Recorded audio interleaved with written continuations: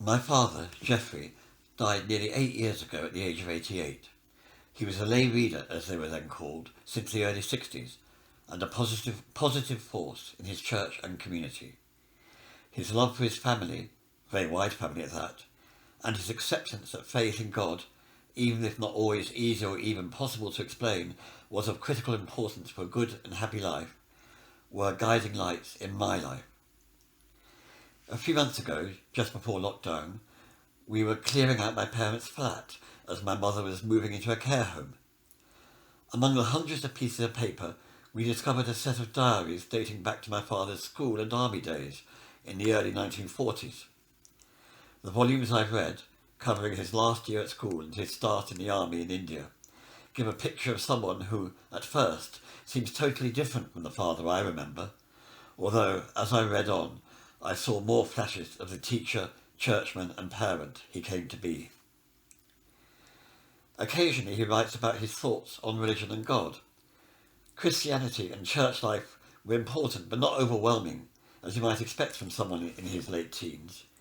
He was brought up as a fairly conventional member of the middle class, public school with a chapel, church in the holidays, but it is clear that he began to question what he was hearing. Was Jesus a good but misunderstood teacher? Did God take an interest in our daily lives? Did we have to believe everything we were told, or could we pick and choose? These thoughts come to a head in the entry in October 1942, when he was 18 and had just left school. The most striking point is the first sentence.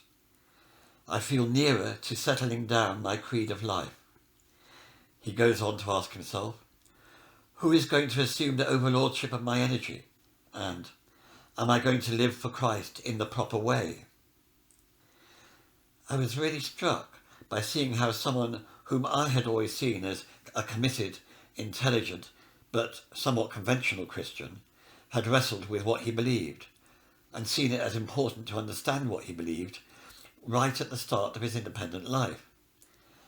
I would love to know how his questioning evolved into the confident, even safe believer and leader he was to me, and I think to most people who knew him.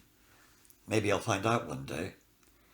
But what these diaries show me is someone who started out with many, many questions about life, not only about religion, by the way, and still became a lamp to the people around him, and a much-loved cousin, uncle, grandfather, and especially father.